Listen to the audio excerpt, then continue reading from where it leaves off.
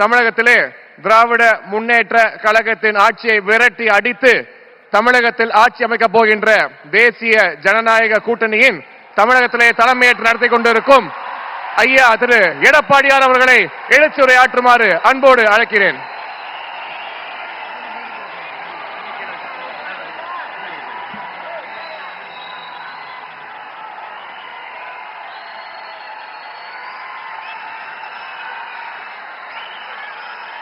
பொன்மனச்செம்மல் புரட்சி தலைவர் எம்ஜிஆர், இதயம் புரட்சி தலைவர் அம்மாவை வணங்கி இந்திய திருநாடே மதுராங்கத்தை நோக்கி பார்த்து கொண்டிருக்கிறது. பாரத பிரதமர் அவர்கள் என்ன பேச போகிறார் என்று நாடே எதிர்பார்த்துக் கொண்டிருக்கின்றது. பாரத பிரதமர் அவர்கள் இந்த மண்ணிலே கால் வைத்தவுடனே இயற்கையே சூரியனை மறைத்து விட்டது.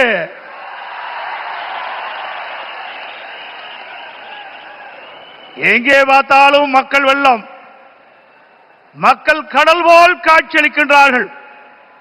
இந்த மதுராந்தம் பூமியே குலுங்குகின்ற அளவுக்கு மக்கள் வெள்ளம். இதுவே நடைபெறுகின்ற சட்டமன்ற தேர்தலிலே வெற்றிக்கு சான்று. இந்த அற்புதமான நிகழ்ச்சியிலே தேசிய ஜனநாயக கூட்டணி வெற்றி பெறுவதற்கு அடித்தளம் அமைப்பதற்கு முதலாக தேர்தல் பிரச்சார கூட்ட நிகழ்ச்சியிலே கலந்து கொள்வதற்கு வருகை தந்து உரையாற்றிருக்கின்ற மதிப்புக்கும் மரியாதைக்கும் போற்றலுக்குரிய பாரத பிரதமர் மாண்புமிகு நரேந்திர மோடி அவர்களே, நிகழ்ச்சியிலே பங்கு பெற்றிருக்கின்ற மத்திய அமைச்சர் மரியாதைக்குரிய திரு பிஎஸ் கோயல் அவர்களே, தமிழகத்தினுடைய மாநில பாரதிய ஜனதா தலைவர் முன்னாள் அமைச்சர் சகோதரர் திரு நயினார் நாகேந்திரன் எம்எல்ஏ அவர்களே, மத்திய இணை அமைச்சர் அருமைச்சகோதரர் திரு எஸ் முருகன் அவர்களே, பாட்டாளி மக்கள் கட்சியுடைய தலைவர் முன்னாள் மத்திய அமைச்சர் அருமைச்சகோதரர் டாக்டர் அன்புமணி அவர்களே, அம்மா மக்கள் முன்னேற்ற கழகத்தினுடைய பொதுச் செயலாளர் மதிப்புக்கும் மரியாதைக்கும் உரிய சகோதரர் திரு டிடிவி தினகரன் அவர்களே, தமிழ் மாநில காங்கிரஸ் தலைவர் முன்னாள் மத்திய அமைச்சர் மரியாதை திரு ஜே கே வாசன் அவர்களே,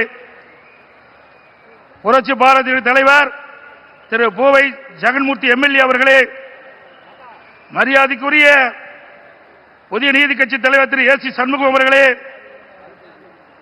இந்திய ஜனநாயக கட்சியுடைய தலைவர் திரு பாரிவேந்தர் அவர்களே, தமிழக மக்கள் முன்னேற்ற கழக நிறுவன தலைவர் திரு ஜான் பாண்டியன் அவர்களே, எருதல மக்கள் கட்சியுடைய தலைவர் திரு என்ஆர் தனபாலன் அவர்களே, முன்னாள் ஆளுநர் திரு தமிழிசை சவுந்தரராஜன் அவர்களே, முன்னாள் பாரதிய ஜனதா தலைவர் சகோதரர் திரு அண்ணாமலை அவர்களே, மற்றும்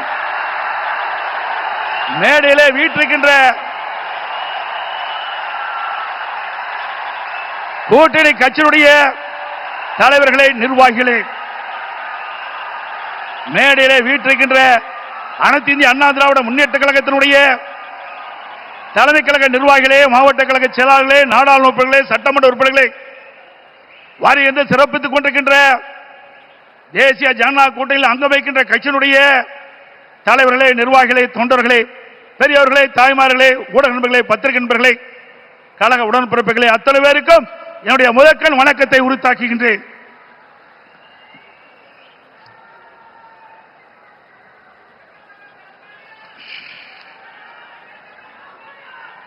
நாளம் கருதினும் கைகூடும், காலம் கருதி இடத்தார் செய்யின்.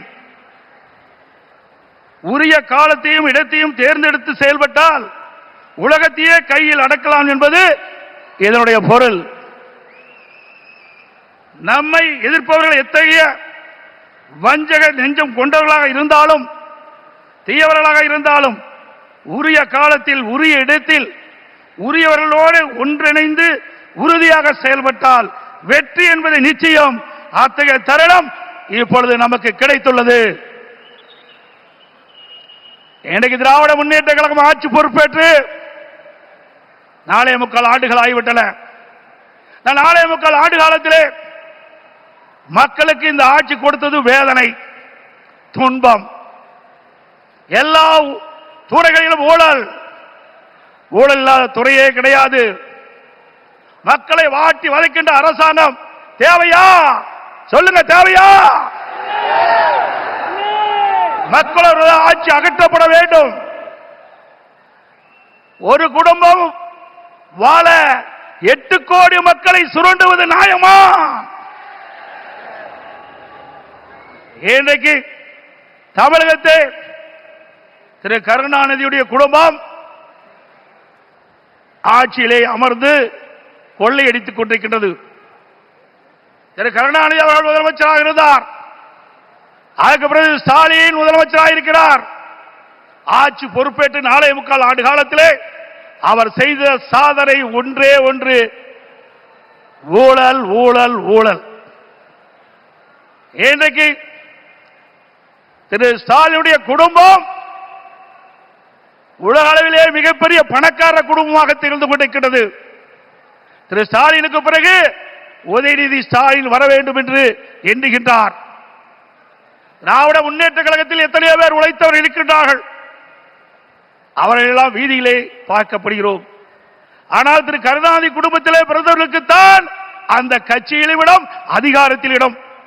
அந்த அடிப்படையிலே தான் எந்த ஒரு தகுதியும் இல்லாத திரு உதயநிதி அவர்களுக்கு முதலில் சட்டமன்ற உறுப்பினர் ஆக்கினார், பிறகு அமைச்சராக்கினார், இப்பொழுது துணை முதலமைச்சர் ஆக்கி இருக்கின்றார். அடுத்தது எந்த காலத்துக்கும் எந்த பதவிக்கும் திரு கருணாநிதி குடும்பம் வர முடியாது. வர முடியுமா? இந்த தேர்தல் தான் திமுகவுக்கு இறுதி தேர்தல். தீய சக்தி திமுகவை வீழ்த்துவோம். பொன்மனச்சம்பல் புரட்சித் தலைவர் எம்ஜிஆர், இதயம் புரட்சித் தலைவர் அம்மா இருவரும் தலைவர்கள் கண்ட கனவை நிறைவேற்றுவோம். நம்முடைய தேசிய ஜனநாயக கூட்டணியுடைய சக்தியால் பாரத பிரதமர் நமக்கு துணை நிற்கின்றார். இன்றைக்கு நம்முடைய இயக்கம் வலிமையான இயக்கம். நம்முடைய கூட்டணி வெற்றி கூட்டணி, வலிமையான கூட்டணி. தேர்தல் என்ற போரில் நம்முடைய கூட்டணி கட்சி தலைவர்கள், நிர்வாகிகள், தொண்டர்கள் இரவுகள் பாராமல் தேனீக்களை போல, எறும்பை போல சுறுசுறுப்பாக செயல்பட்டு தேர்தல் போரிலே எதிரிகளை ஓட ஓட விரட்டி வெற்றி கொடி நாட்டுவோம். செய்வீர்களா? இந்த தேர்தலை பொறுத்த வரைக்கும் குடும்ப வாரிசுக்கு முற்றுப்புள்ளி வைக்கின்ற தேர்தல், குடும்ப ஆட்சிக்கு முடிவு கட்டுகின்ற தேர்தல், ஊழல் நிறைந்த ஆட்சிக்கு முடிவு கட்டுகின்ற தேர்தல். இந்த தேர்தல் நம்முடைய வெற்றிக்கு மக்கள் துணை நிற்கின்றார்கள். நம்முடைய கூட்டணி கட்சி தலைவர்கள் இன்றைக்கு எழுச்சியோடு இங்கே உரையாற்றிருக்கின்றார்கள். எனக்கு பின்னாலே பாரத பிரதமர் அவர்கள் உரையாற்றிருக்கின்றார்கள். ஆக நம்முடைய கூட்டணி இந்த தேர்தலிலே 210 இடங்களிலே வெல்லும், பெரும்பான்மையான இடங்களே வெல்லும். அண்ணா திமுக ஆட்சி அமைக்கும். அதோடு திரு ஸ்டாலின் சொல்லுகிறார், இன்றைக்கு மத்தியிலே தமிழகத்துக்கு எந்த திட்டமும் கிடைக்கவில்லை என்ற ஒரு தவறான தகவலை சொல்லிக் கொண்டிருக்கின்றார். சிந்தித்து பார்க்க வேண்டும். அனைத்து இந்திய அண்ணா திராவிட முன்னேற்ற கழக ஆட்சியிலே தான் மத்தியிலே பல திட்டங்களை நாம் பெற்றோம். நாம் கேட்ட நிதியை கொடுத்தார்கள், கேட்ட திட்டத்தை கொடுத்தார்கள். தமிழகம் முழுவதும் இருக்கின்ற பல்வேறு ரயில்வே கடவுகளிலே உயர்மட்ட பாலம் வேண்டும் கேட்டோம். அதிகமான பாலத்தை கொடுத்தது மத்திய அரசு. அதே போல தேசிய நெடுஞ்சாலைகள், தமிழகத்தில் இருக்கின்ற போக்குவரத்து நெரிசலை குறைப்பதற்கு பல்வேறு தேசிய நெடுஞ்சாலைகளை வழங்கினார்கள். அது மட்டுமல்ல, சென்னை மாநகரத்தில் அதிகமான போக்குவரத்து நெரிசல் இருக்கின்ற காரணத்தினாலே மெட்ரோ ரயில் திட்டம் கட்டம் 2 அதற்கு அனுமதி கொடுக்கப்பட்டு சுமார் 63,000 கோடி ஒரே திட்டத்திற்கு அனுமதி வழங்கி அந்த திட்டத்தை மத்திய அமைச்சர்களே நேரடியாக வந்து அடிக்கல் நாட்டி சாதனை படைத்தோம். இதெல்லாம் மத்திய அரசாங்கம் கொடுக்கப்பட்ட திட்டம் அல்லவா? அதற்கு மேலாக காவிரி மேட்டூர் அணையிலிருந்து திறக்கப்படுகின்ற நீர் நதி காவிரி நதியின் வழியாக கடலிலே போய் கலக்கின்றது. அப்படி அந்த நதி நீர் மாசுபடாமல் இருப்பதற்காக பாரத பிரதமர் அவர்களை நான் சந்தித்து, முதலமைச்சர் இருக்கின்ற பொழுது அவரை சந்தித்து இந்த கோரிக்கை வைத்தேன். நடந்தாய் வாழி காவிரி திட்டம் சுமார் 14,000 கோடி இந்த திட்டத்திற்கு நிதி தேவை. கொடுத்த உடனே அவர் பார்த்தார், அற்புதமான திட்டம், இந்த திட்டத்தை நிச்சயமாக நிறைவேற்றி தருவேன் என்று சொல்லி மேதக குடியரசுத் தலைவர் உரையிலே இடம்பெற செய்து கடந்த 2024ஆம் ஆண்டு அதற்கு அனுமதி கொடுக்கப்பட்டது. ஆனால் இந்த அரசு முடக்கி வைத்திருக்கின்றது. உண்மையிலேயே இந்த அரசு மக்கள் மீது அக்கறை இருந்தால் மத்திய அரசு அனுமதி கொடுக்கப்பட்ட திட்டத்தை நிறைவேற்ற மனமில்லை. சிந்தித்து பாருங்கள், 14,000 கோடி, 1000 2000 இல்ல 14,000 கோடி நம்முடைய தமிழ்நாடு நலன் பெறுவதற்காக மத்திய அரசு அனுமதித்தது. பாரத பிரதமர் அவர்கள் மனமுகந்து கொடுத்த அந்த திட்டம், அந்த திட்டத்தின் மூலமாக காவிரி நதியிலே கரை ஓரமாக இருக்கின்ற கழிவு நீர்கள் அந்த நதியிலே கலக்கின்ற பொழுது நீர் மாசுபடுகிறது. அந்த நீர் மாசுபடாமல் இருப்பதற்கு அதை சுத்தகரித்து நதியிலே விடுகின்ற திட்டம் தான் இந்த திட்டம்.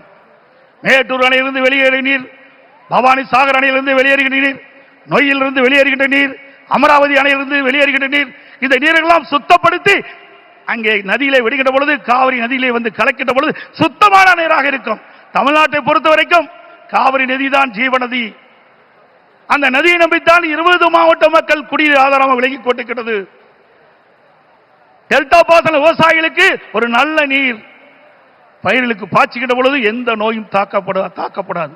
அப்படிப்பட்ட அற்புதமான திட்டத்தை நமக்கு வழங்கினார். அரசியல் காழ்ப்புணர்ச்சியின் காரணமாக அந்த திட்டத்தை நிறுத்தி வைத்திருக்கின்றார்கள். மீண்டும் உங்களோ ஆதரவோடு தேசிய ஜனநாயக கூட்டணி அதிக இடங்களே வெற்றி பெற்று நம்முடைய கூட்டணி அண்ணா திமுக ஆட்சி அமைக்கின்ற பொழுது பாரத பிரதமருடைய ஆசியால் இந்த திட்டம் நிறைவேறும்.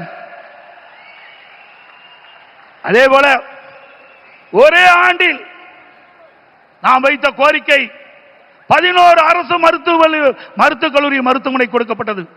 இந்திய வரலாற்றிலேயே ஒரு மாநில அரசுக்கு ஒரே ஆண்டில் 11 அரசு மருத்துவக் கல்லூரி மருத்துவமனை கொடுத்த வரலாறு கிடையாது. அந்த வரலாற்றையும் பாரத பிரதமர் திரு நரேந்திர மோடி அவர்கள் நமக்காக வழங்கினார். அதனால் நம்முடைய மாணவர்கள் அதிக இடங்களிலே மருத்துவர்களாக சேர்ந்து படிக்கக்கூடிய வாய்ப்பை பெற்றிருக்கின்றார்கள். இதையெல்லாம் சாதனை. இன்னும் பல திட்டங்கள் மத்தியில் இருந்து நமக்கு கிடைக்கப்பட்டன. அனைத்து இந்திய அண்ணா திராவிட முன்னேற்ற கழக அரசு இருக்கின்ற பொழுது மத்திய அரசோடு இணக்கமாக இருந்தோம். கேட்ட திட்டத்தை கொடுத்தார்கள், கேட்ட நிதியை கொடுத்தார்கள். தமிழகம் வளர்ச்சி பெற்றது. இன்றைக்கு இருக்கின்ற ஆட்சியாளர்கள் வேண்டுமென்றே திட்டமிட்டு மத்தியிலே குறை சொல்லி இன்றைக்கு லஞ்ச லாவணியத்திலே இந்த அரசு திளைத்துக் கொண்டிருக்கின்றதை நேரத்திலே சுட்டிக்காட்டி, அதோடு எண்ணிய இன்னியாங்கு எய்து எண்ணியார் இன்னியராப் பெரிய ஒரு செயலை செய்து முடிக்க எண்ணுபவர் மிக உறுதியுடன் இருந்தால் அவர் நினைத்தபடியே அந்த செயலை செய்து முடிப்பார் என்ற குரலுக்கு மிக பொருத்தமானவர் நமது பாரத பிரதமர் நரேந்திர மோடி அவர்கள். இன்னைக்கு உலகமே பாராட்டுகின்ற அளவிற்கு இந்திய நாட்டுக்கு பெருமை சேர்த்தவர் பாரத பிரதமர் அவர்கள். கொரோனா காலம், இன்னைக்கு இந்த கொரோனா காலத்திலே அந்த வைரஸ் நோயால் இன்றைக்கு வல்லரசு நாட்டில் கூட மக்களை காப்பாற்ற முடியவில்லை. அந்த காலகட்டத்தில் விலை மதிக்க முடியாத உயிரை காப்பாற்றுவதற்கு அவர் எடுத்த நடவடிக்கையினால் லட்சக்கணக்கான மக்கள் உயிர் பிழைத்தார்கள். அந்த நோய் எப்படி தாக்கும், எப்படி வரும், அதற்கு என்ன சிகிச்சை அளிக்க முடியும், அதற்கு என்ன மருந்து என்று கண்டுபிடிக்க முடியாத சூழ்நிலை கூட தன்னுடைய திறமையால் ஆற்றால் அதற்கு சிகிச்சை அளிப்பதற்கு உரிய மருந்தை கண்டுபிடித்து உரிய சிகிச்சை அளித்து விலை மதிக்க முடியாத உயிர்களை காப்பாற்றிய மா மனிதர் பாரத பிரதமர் நரேந்திர மோடி அவர்கள். இந்திய நாட்டு மக்கள் மட்டுமல்ல, வெளிநாட்டில் இருக்கின்ற மக்களுக்கும் அந்த உயிர்களை காப்பாற்றுவதற்கு விலையில்லா மருந்துகளை கொடுத்து காப்பாற்றிய மனித நேயம் படைத்த தலைவர் பாரத பிரதமர் நரேந்திர மோடி அவர்கள் என்பதை இந்த நேரத்தில் சுட்டிக்காட்டி,